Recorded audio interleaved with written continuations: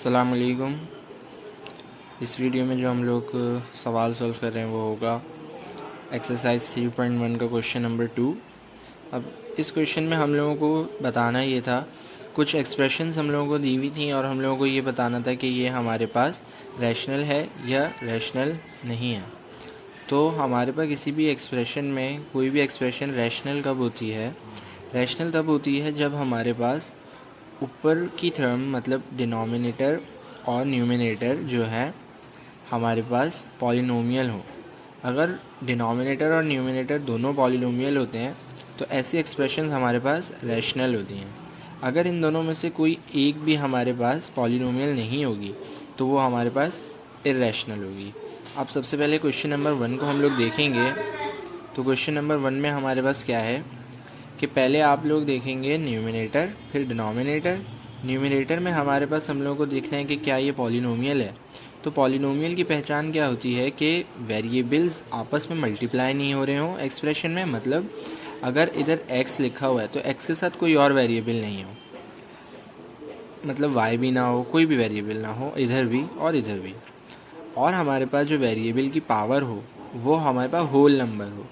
Whole number कौन से होते हैं? जो ज़ीरो से स्टार्ट हों, ज़ीरो से लेकर अप टू पॉजिटिव इन्फिनिटी। और हमारे पास वो नंबर्स भी नहीं हो सकते होल नंबर में, मतलब जिनमें डिवाइड आ रहा हो, मतलब अपॉन में फ्रैक्शंस वाले नंबर्स। 1/2 अगर इधर पावर होगी तो वो भी हमारे पास पॉलिनोमियल नहीं होगा। तो अब यहाँ पर हमारे पास क्या दिया हुआ है? पावर 2 है तो ये होल नंबर है। इधर पावर क्या है? 1 है तो ये भी होल नंबर है। यहाँ पर एक्सप्रेशन नहीं दी हुई तो यहाँ पर हमारे पास ऊपर वाला पॉलिनोमियल है और नीचे हमारे पास क्या है? एक्सप्रेशन में x है, x वेरिएबल की पावर हमारे पास 1 है, 1 हमारे पास होल नंबर है। तो यहाँ पर हमारे पास ये भी पॉलिनोमियल है और ये भी पॉलिनोमियल है। तो हम लोग इसको लिख सकते हैं कि ये रैशनल है, ये एक्सप्रेशन हमारे पास रैशनल है। इसी तरीके से क्वेश्चन नंबर 2 में हमारे पास जो हम लोगों को ऊपर की टर्म दी हुई है वो हमारे पास पॉलिनोमियल है कि नहीं, हम लोग कैसे पता लगाएंगे? पावर में 2 हमारे पास होल नंबर है तो 2 हमारे पास x² हमारे पास होल नंबर में ही आता है। अब x की पावर क्या है? इधर रूट। अब रूट हमारे पास, रूट को हम लोग किसकी पावर में लिख सकते हैं? Half. Root is equals to half. तो यहाँ पर x की पावर बेसिकली हाफ है तो हम लोग लिख सकते हैं 5x की पावर हाफ माइनस 2x। लेकिन हमारे पास x की पावर हाफ हो गई तो हाफ हमारे पास होल नंबर नहीं है। तो अब ऊपर वाली एक्सप्रेशन जो है हमारे पास पॉलिनोमियल नहीं आई। अब इन दोनों में से डिनोमिनेटर या न्यूमिनेटर में से कोई एक टर्म भी हमारे पास पॉलिनोमियल नहीं होगी तो वो एक्सप्रेशन हमारे पास इर्रेशनल हो जाती है। तो ये भी हमारे पास इर्रेशनल है। इसी तरीके से क्वेश्चन 3 में हम लोग देखेंगे कि ऊपर वाली टर्म हम लोग देख रहे हैं कि x² है फिर 1 है। तो हम लोगों को पता लग गया कि भाई ऊपर वाली टर्म जो है एक्सप्रेशन वो पॉलिनोमियल है। नीचे वाली देखेंगे, नीचे वाली पे हमारे पास x की पावर स्क्वायर, x की पावर 1 और यहाँ पर x की पावर रूट नहीं है, ये कांस्टेंट की पावर है। कांस्टेंट की पावर कुछ भी हो सकती है। सिर्फ वेरिएबल्स की पावर को हम लोग देखते हैं, वेरिएबल्स की पावर का होल नंबर होना लाजमी है। तो यहाँ पर ऊपर वाली टर्म भी हमारे पास एक्सप्रेशन जो है पॉलिनोमियल है और नीचे वाली भी पॉलिनोमियल है तो हम लोग लिख सकते हैं रैशनल। यहाँ पर हम लोग सिर्फ देखते के साथ ही आंसर बता सकते हैं कि ऊपर वाली जो एक्सप्रेशन है वो हमारे पास पॉलिनोमियल नहीं है क्योंकि x की पावर रूट आ रहा है और रूट हमारे पास, रूट की पावर क्या होती है? हाफ। तो x की पावर हाफ है तो यहाँ पर हमारे पास हम लोगों को पता लग रहा है कि ऊपर वाली टर्म जो है पॉलिनोमियल नहीं है क्योंकि x की पावर हाफ है और हाफ हमारे पास होल नंबर में इंक्लूड नहीं होगा। तो हम लोग लिख सकते हैं कि इर्रेशनल एक्सप्रेशन है। यहाँ पर हमारे पास क्वेश्चन नंबर 5 में हम लोगों को जो पावर दी हुई है वो 7 डिवाइडेड बाई x प्लस 7। अब यहाँ पर हम लोग क्या लिख सकते हैं? x की पावर 0। x की पावर 0 जब हम लोग करेंगे तो हमारे पास आंसर 1 ही आएगा। तो यहाँ पर मैं क्या लिख सकता हूँ कि ये 1 से मल्टीप्लाई हो रहा है तो मैंने 1 को x की फॉर्म में लिख दिया, वेरिएबल की फॉर्म में, x की पावर 0। अब आप किसी भी टर्म की पावर 0 करेंगे तो आंसर क्या आता है? 1 आता है। कैलकुलेटर में भी आप लोग करके देख सकते हैं, किसी भी चीज़ की पावर, किसी भी वेरिएबल 7 की पावर 0 1 आएगा, किसी भी नंबर की पावर 0 आप करेंगे तो 1 आएगा। तो ऊपर वाली टर्म जो है अब हम लोग देखेंगे कि x की पावर क्या है? 0 और 0 होल नंबर है तो ऊपर वाली जो एक्सप्रेशन है वो हमारे पास क्या है? पॉलिनोमियल। तो ऊपर वाली भी पॉलिनोमियल हो गई। अब नीचे देखेंगे, नीचे x की पावर क्या है? 1 1 भी होल नंबर है तो ऊपर भी पॉलिनोमियल नीचे भी पॉलिनोमियल, तो ये हमारे पास रैशनल हो गया। ये एक्सप्रेशन हमारे पास क्या हो जाएगी, रैशनल। उसके बाद हमारे पास क्वेश्चन नंबर 6 में हम लोगों को क्या दिया हुआ है, 5√x - x + 5x स्क्वायर। अब यहाँ पर हम लोग क्या देखेंगे कि भाई ये पॉलिनोमियल है कि नहीं है। तो यहाँ पर हमारे पास हम लोग को पता लग रहा है कि ये x की पावर जो है हाफ है। अब यहाँ पर क्योंकि हाफ दी हुई है तो ये हम लोगों को डायरेक्टली पता लग गया कि ये इर्रेशनल है। तो यहाँ पर हमारी क्वेश्चन नंबर 2 कंप्लीट हो जाता है। अब क्वेश्चन नंबर 3 में हम लोगों को क्या कहा है कि हम लोगों को बस इक्वेशंस दी हुई है और उनको हम लोगों को क्या करना है कि रिड्यूस करना है उनकी लोएस्ट फॉर्म में। अब इस तरीके के क्वेश्चंस में हम लोग क्या करते हैं कि जैसे हमारे पास ये दिया हुआ है तो हम लोग इसको रिड्यूस करने के लिए सिंपली कुछ भी नहीं करेंगे, हम लोग सिंपल डिवाइड कर देंगे। तो हम लोग डिवाइड कैसे करते हैं, अब क्योंकि ये पॉलिनोमियल दिया हुआ है हमारे पास तो हम लोग इसको सेम ऊपर पॉलिनोमियल जो है वो अंदर आ जाएगा डिवाइड के और p² + का 10 बाहर। अब हम लोगों को क्या करना है कि मैं इसको किसी ऐसे नंबर से मल्टीप्लाई कराऊंगा कि p² आ जाए। तो अगर मैं p² + 10 को 1 से मल्टीप्लाई कराऊं तो p² 1 से मल्टीप्लाई होकर आंसर क्या आएगा, p² और 10 1 से मल्टीप्लाई होकर 10 आ जाएगा। तो p² से p² कैंसिल हो जाएगा क्योंकि यहाँ पर माइनस आता है और इधर जो भी प्लस का साइन होता है तो माइनस का साइन होता है तो प्लस। तो यहाँ पे माइनस आ गया और यहाँ पे भी माइनस आ गया। अब ये दोनों p² कैंसिल हो गए। अब यहाँ पर ये माइनस और ये माइनस, इस प्लस को हम लोग देखते नहीं है क्योंकि अपोजिट साइन हो जाता है। तो माइनस हमारे पास प्लस होगा लेकिन साइन माइनस ही आएगा और माइनस क्या लिख देंगे, 100 + 10 110। अब इसको हम लोग इस तरीके से लिखेंगे, 1 इधर आ जाएगा, p² + 10 नीचे चला जाएगा और -110 ऊपर चला जाएगा। तो इस तरीके से हमने लिख दिया, यही इसका आंसर है। ये हो गया हमारे पास रिड्यूस। अब चलते हैं क्वेश्चन नंबर 2 की तरफ। क्वेश्चन नंबर 2 में हमारे पास हम लोगों को सवाल दिया हुआ है ये 3ab - 3a² divided by 3a² + 6ab + 3ab²। अब इसमें हमारे पास हम लोगों को रिड्यूस करना है। अब इधर देखें, हमारे पास इधर फ़ायदा हमारे पास ये है कि इसमें हमारे पास कॉमन आ रहा है। तो जहाँ पर कॉमन आ रहा हो वहाँ आप कॉमन ले लें, जहाँ पर डिवाइड हो रहा हो वहाँ डिवाइड करा दें, जहाँ पर एलसीएम आ रहा हो वहाँ पर एलसीएम ले लें, क्योंकि हम लोगों को इसमें लोएस्ट फॉर्म में रिड्यूस करना है।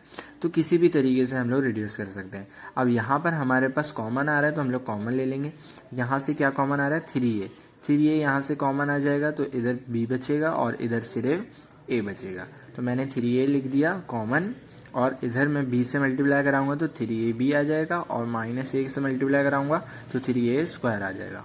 अब नीचे भी हमारे पास क्या कॉमन आ रहा है, 3a। यहाँ पे भी 3a, यहाँ पर भी 3a। मैं 3 कॉमन लूँगा तो इधर 2a बच जाएगा। फिर इधर भी मैं 3 कॉमन लूँगा तो यहाँ पर सिर्फ 1 बचेगा।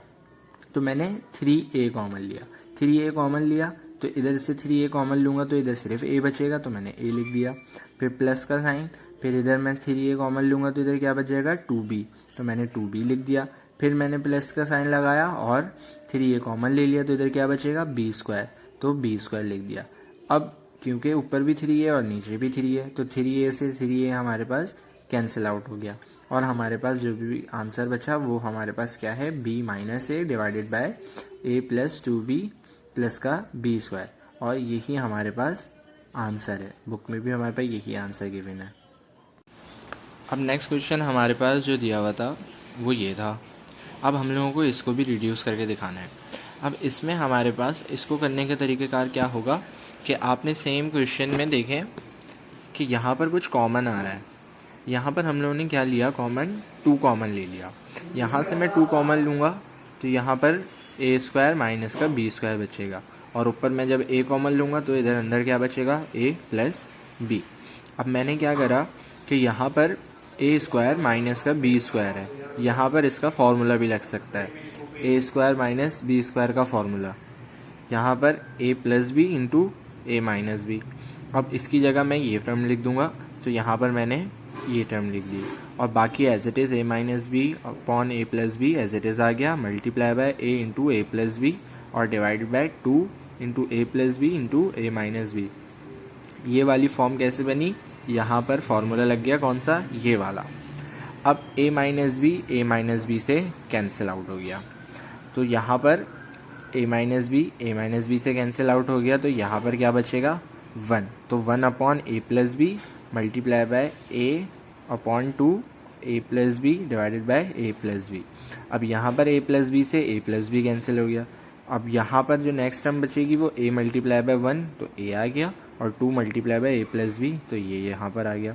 यही हमारे पास आंसर हो गया।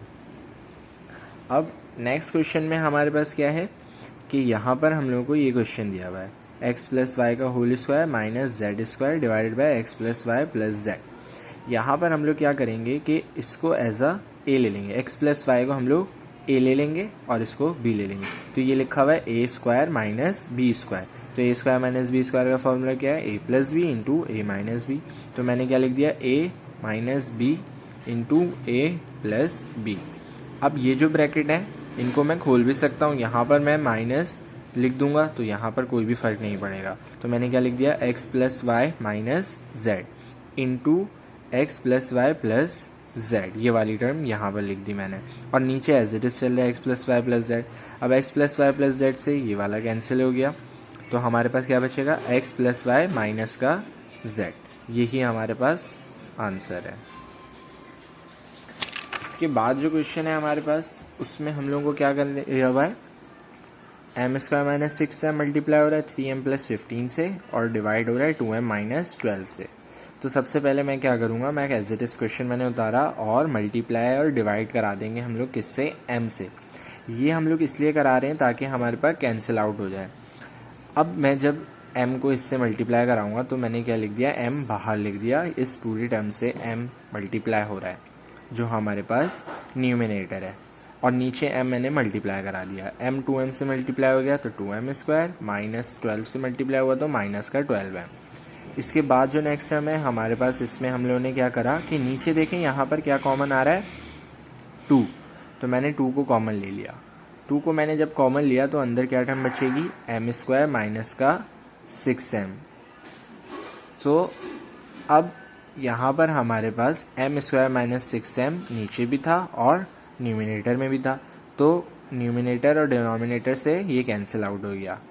क्या बचेगा, m into 3m plus 15 divided by 2। अब यहाँ पर हम लोग क्या करेंगे कि ऊपर देखें हमारे पास 3 भी तो कॉमन आ सकता है ना, 3 यहाँ पर हमने कॉमन ले लिया, तो नीचे यहाँ पर क्या बचेगा 3m और मल्टीप्लाई होगा किससे, इधर सिर्फ m बचेगा और इधर सिर्फ 5 बचेगा, क्योंकि 3 को m से मल्टीप्लाई कराऊंगा 3m आ जाएगा, 3 को 5 से मल्टीप्लाई कराऊंगा 15 आ जाएगा, डिवाइडेड बाय 2 जो डिनोमिनेटर में एज इट इज हमारे पास सवाल से चलता आ रहा है। तो ये हमारे पास हो गया आंसर। इसके बाद जो नेक्स्ट क्वेश्चन है उसमें हमारे पास ये थोड़ा सा डिफिकल्ट क्वेश्चन है। इसमें हमारे पास हम लोगों को 4t square minus 36t plus 8t divide किससे हो रहा है, 4t minus 2t square multiply bye 5 minus t। यहाँ पर हम लोगों को कैंसिल आउट करने के लिए mid term break method use करना पड़ेगा। अब mid term break method use करने के लिए हम लोग क्या कराते हैं कि 80 को 4 से मल्टीप्लाई कराएंगे, जो भी आंसर आएगा, आंसर जैसे यहाँ पर 320 आ रहा है। अब हम लोगों को ऐसा नंबर ढूंढना है जिसको मल्टीप्लाई कराएंगे तो आंसर आएगा 320, और प्लस या माइनस कराएंगे, प्लस या फिर माइनस कराएंगे तो आंसर आना चाहिए 36। तो ऐसा नंबर हम लोगों को ढूंढना पड़ेगा। तो हम लोग ऐसे नंबर कैसे ढूंढेंगे कि 320 का एलसीएम लेंगे। 320 का एलसीएम मैंने कैसे लिया, 2 1 ज़ा 2, फिर 1 इधर चला गया, 2 6 ज़ा 12 0, फिर 2 8 ज़ा 16 0 एज इट इज, 2 4 ज़ा 8 0 एज इट इज, 2 2 ज़ा 4 0 एज इट इज, 2 1 ज़ा 2 0 एज इट इज, फिर 2 5 ज़ा 10 और 5 1 ज़ा 5। अब मैंने पेयर बना लिए, मैंने 4 2 के पेयर बना लिए और बाकी जितने 3 नंबर बचे मैंने उनके पेयर बना लिए। तो 2 2 ज़ा 4, 4 2 ज़ा 8, 8 2 ज़ा 16, तो मैंने 16 लिख दिया, और इधर 2 2 ज़ा 4, 4 5 ज़ा 20, तो इधर 20 लिख दिया। अब इधर माइनस क्यों आया, मैं दोनों को माइनस ही क्यों करा रहा हूँ, मैंने प्लस क्यों नहीं कराया, प्लस कराने से भी तो 36 आ जाता। हम लोग हमेशा इन दोनों नंबर्स के साथ वही साइन लगाएंगे जो मिड टर्म ब्रेक में होगा, जो मिडिल टर्म में होगा। माइनस है ना तो माइनस ही लगाएंगे। अगर इधर प्लस 36 होता तो मैं दोनों के साथ प्लस लगाता। अब हम लोग इनको वेरीफाई करेंगे। -16 -12 को -20 को जब मैं आपस में माइनस करा रहा हूँ तो मेरे पास क्या आंसर आएगा, माइनस का 36। कैलकुलेटर में करा देते हैं, -16 और -20, माइनस का 36 आ गया। और इन्हीं को मैं जब मल्टीप्लाई कराऊंगा तो मेरे पास आंसर आना चाहिए 320, तो 320 आ रहा है। तो ये हमारे पास मिड टर्म ब्रेक हम लोग लगा सकते हैं। तो हम लोगों ने क्या कर दिया, इधर लिख दिया 40² माइनस का 16 थी। अब टी क्योंकि इधर भी था इसीलिए हम लोग दोनों वैल्यूज़ के साथ टी भी लगाएंगे। टी इधर लगा दिया और इधर भी मैंने टी लगा दिया। अब यहाँ पर हम लोगों ने कर दिया मिड टर्म ब्रेक। अब नेक्स्ट स्टेप में हम लोगों ने क्या करा, हम लोगों ने कॉमन ले लिया। इधर से हम लोगों ने क्या कॉमन लिया, 4t कॉमन लिया। 4t कॉमन ले लिया तो अंदर क्या बचेगा, t माइनस का 4। 4t को t से मल्टीप्लाई कराऊंगा क्या आंसर आएगा, 4t²। और माइनस के 4 से मल्टीप्लाई कराऊंगा तो क्या आंसर आएगा, माइनस के 16 यहाँ पर इसी तरीके से मैंने माइनस का 20 कॉमन ले लिया। अंदर क्या बचेगा, t माइनस का 4। -20 जब t से मल्टीप्लाई होगा क्या आंसर आएगा, माइनस का 20t। और -4 से जब -20 मल्टीप्लाई होगा तो क्या आंसर आएगा, प्लस का 80। उसके बाद हम लोगों ने t माइनस 4 को एक जगह लिख दिया और 4t माइनस 20 को एक जगह लिख दिया। बेसिकली यहाँ पे भी हमने t माइनस 4 को कॉमन लिया है तो t माइनस 4 लिख दिया और इधर 4t माइनस 20 लिख दिया। और नीचे वाली टर्म एज इट इज़ हमारे पास चल रही है, इधर कोई भी हम लोगों ने कुछ भी नहीं किया, यहाँ पर एज इट इज़ लिख दिया। अब हम लोग क्या करेंगे कि ऊपर वाली टर्म में यहाँ से भी हम लोग देख सकते हैं कि 4 कॉमन आ रहा है, तो मैंने 4 कॉमन ले लिया और ऊपर लिख दिया t माइनस का 5, क्योंकि 4 को t से मल्टीप्लाई कराऊंगा तो 4t, 4 को 5 से मल्टीप्लाई कराऊंगा तो 20, फिर यहाँ t minus 4 as it is. यहाँ पर 4t माइनस टी का स्क्वायर। यहाँ पर मैंने क्या करा कि मुझे पता है कि ऊपर t माइनस 5 आ गया है और नीचे क्या लिखा है, 5 माइनस टी। अब 5 माइनस टी को मैंने t माइनस 5 बनाना है तो मैं क्या करूँगा, इधर से -1 कॉमन ले लूँगा। जब मैंने -1 कॉमन लिया, जब मैं -1 को कॉमन ले रहा हूँ तो इन दोनों के साइन चेंज हो जाएंगे, जहाँ प्लस था वहाँ माइनस, जहाँ माइनस था वहाँ प्लस। तो t के साथ क्या साइन था, उधर माइनस था तो इधर जाके प्लस साइन हो गया, और इधर प्लस साइन था यहाँ आके माइनस साइन हो गया। जब मैं -1 को इससे मल्टीप्लाई कराऊंगा तो यही टर्म आ जाएगी, इसीलिए मैं -1 यहाँ लिख सकता हूँ, कॉमन ले सकता हूँ। अब t माइनस 5 से t माइनस 5 मैं आराम से कैंसिल आउट करा सकता हूँ। अब जो नेक्स्ट स्टेप में यहाँ पर हम लोग क्या करेंगे कि t minus 5 as it is ऊपर वाली term, t minus 4 as it is ऊपर वाली टर्म, नीचे -1 t माइनस 5 कैसे आया ये मैं पिछले स्टेप में बता दिया। अब ये यहाँ पर क्या करा है मैंने, पिछले स्टेप में देखें कि यहाँ से मैंने क्या कॉमन ले लिया, माइनस का t। यहाँ से जब मैं माइनस का t कॉमन लूँगा तो मेरे पास क्या बचेगा, जो प्लस में है टर्म वो माइनस में हो जाएगी, जो माइनस में है वो प्लस में हो जाएगी। तो यहाँ पर जब मैं -t कॉमन लूँगा तो यहाँ बच जाएगा माइनस का 4 और उधर बच जाएगा प्लस का t। -t यहाँ से कॉमन लिया मैंने तो यहाँ पर जो अंदर बचेगा वो बचेगा माइनस का 4, और यहाँ जो बचेगा एक t तो बाहर चला गया, माइनस भी बाहर चला गया, प्लस t बचेगा। तो मैंने वही लिखा है, -t अंदर बचेगा -4 प्लस का t। अब ये -4 प्लस का t है, मैं इसको t माइनस 4 भी तो लिख सकता हूँ, तो मैंने t माइनस 4 लिख दिया। अब t माइनस 4 से t minus 4 cancel, t minus 5 से t माइनस 5 कैंसिल, तो आंसर क्या आया, 4/t हमारे पास आंसर हो गया। इसी तरीके से नेक्स्ट क्वेश्चन में हम लोगों ने क्या करा हुआ है कि नेक्स्ट क्वेश्चन हम लोगों को दिया हुआ था x² माइनस 2x माइनस का 3 डिवाइडेड बाई x² माइनस का x माइनस का 2। अब माइनस के 2x को मैं किस तरीके से लिख सकता हूँ कि इधर भी हम लोगों ने मिड टर्म ब्रेक मेथड ही लगाया है, लेकिन आसानी हमारे पास ये है कि हम लोग डायरेक्ट भी लिख सकते हैं।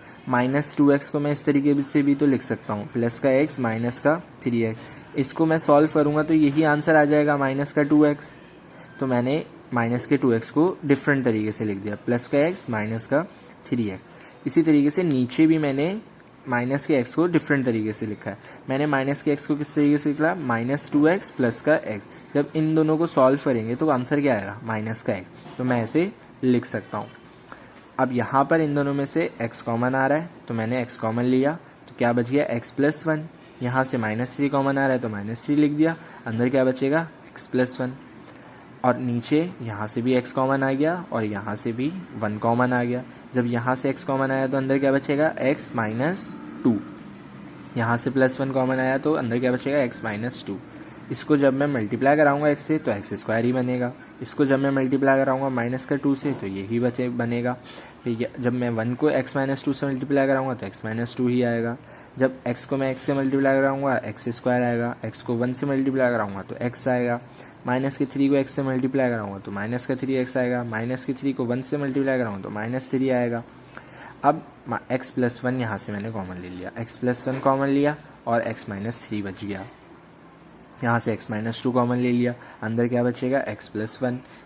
अब x प्लस 1 से x प्लस 1 कैंसिल, बाकी जो भी टर्म बची हमारे पास x minus 3 divided by x minus 2, ये हमारे पास हो गया आंसर।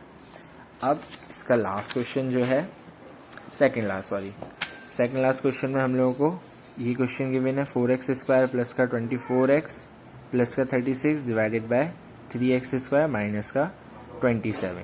अब यहाँ पर भी हम लोग क्या करेंगे कि मिड टर्म ब्रेक मेथड लगाएंगे, सेम जैसे पिछली तरीके से हम लोगों ने मल्टीप्लाई कराया था उसी तरीके से आप लोग एलसीएम लेके मिड टर्म ब्रेक करा सकते हैं। मिड टर्म ब्रेक में हम लोग कैसे कराते थे कि लास्ट टर्म और फर्स्ट टर्म को मल्टीप्लाई कराएंगे।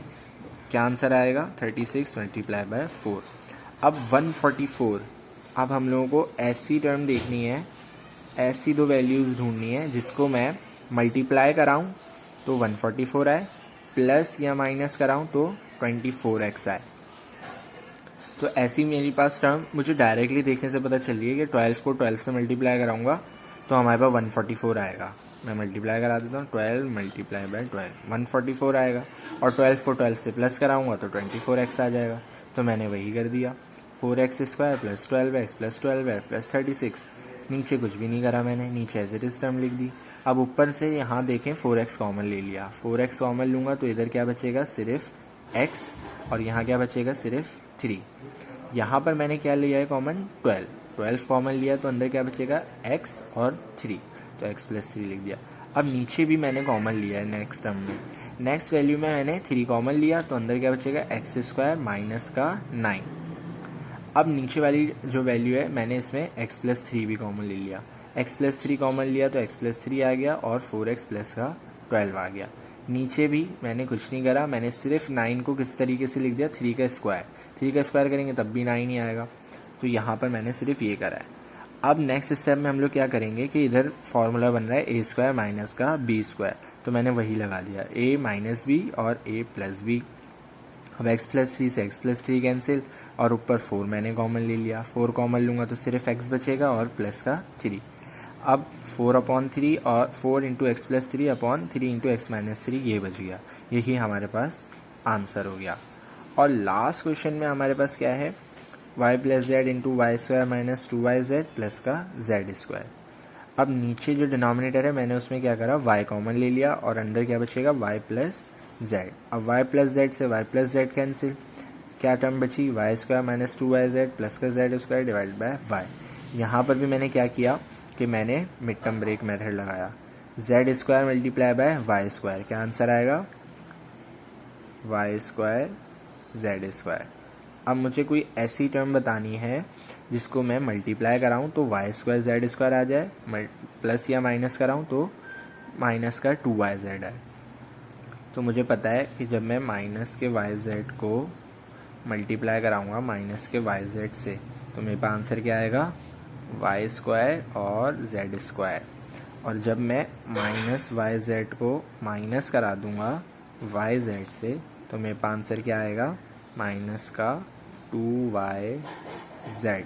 तो मैंने वही लिखा, माइनस का yz और माइनस का yz प्लस का z square, middle term break कर दी, इन दोनों को माइनस कराऊंगा तो माइनस का 2yz ही आएगा हमारे पास आंसर। अब यहाँ से मैंने y कॉमन लिया तो अंदर क्या बच गया y माइनस का z, और यहाँ से मैंने क्या कॉमन लिया z, तो अंदर क्या बचेगा y माइनस z, और नीचे डिनोमिनेटर में एग्जैक्टली y। अब यहाँ से मैंने क्या कॉमन लिया y माइनस z कॉमन लिया, और ये वहाँ पर y minus z as it is, y minus z divided by y, ये हमारे पास हो गया आंसर। तो आज की वीडियो के लिए इतना ही टॉपिक रखते हैं, मिलते हैं अपनी नेक्स्ट वीडियो में। आई होप आपको सारे सवाल समझ में आ गए होंगे। थैंक यू सो मच, अल्लाह हाफिज़।